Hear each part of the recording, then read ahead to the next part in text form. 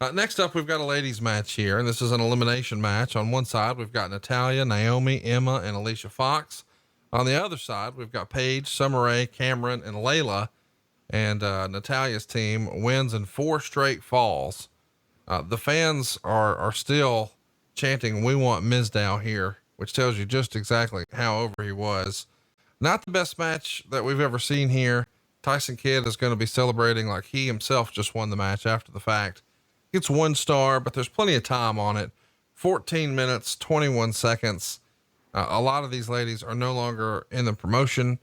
Of course, Emma no longer with them. Paige is no longer wrestling, but she's still there. Summer Rae's gone, on and on. In this era, is this fit Finley's job? Would he have been agenting this match? Probably. It depends on, were there other women's matches on the card? Or was that the only one? That's a good question. No, there's still the title match with Nikki and AJ. For sure, Fit would have had that one. I'm thinking he probably had all the girls' stuff. Some of those girls are very green. You cannot blame the fact that they were put in that position. They were probably there light years before they were ready. I can't recall the match, so I can't be specific, but Finley would have probably had that one too.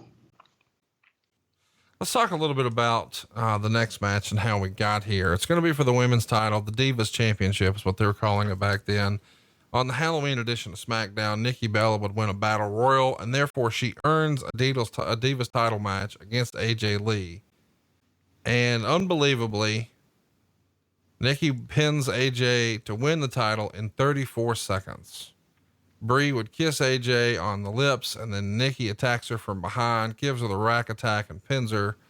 They push that this is essentially a repeat of the Sheamus Daniel Bryan WrestleMania match where AJ kissed Daniel Bryan. He walks into a kick and loses the world title. But this is obviously before there is the big movement for, the women's evolution or revolution, as it were. It gets a dud rating, but 34 seconds for a title match.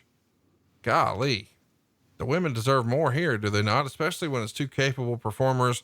I always thought Nikki was underrated, and AJ Lee is probably sorely missed in that company right now.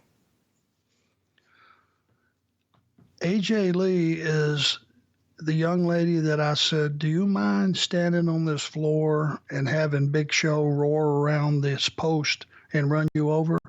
And she said, absolutely. She is a trooper, and you're right. Nikki Bella could work. So could Brie. And for that time, before this evolution of tremendous workers came along and morphed into the product that we have today, they were some of your better performers. 34 seconds just sucked. You ask, what story can you tell? Absolutely nothing. There is no story. It's 34 seconds. It's just putting people on television and just putting them in a pay-per-view to consider, so that you consider them on the pay-per-view, which means they must be part of the stars that work for the company. But if it doesn't benefit anyone from being there, then if you're sitting home and you spent that $55, that's just dead time, and it's just downtime. And, you got to look at those sort of things.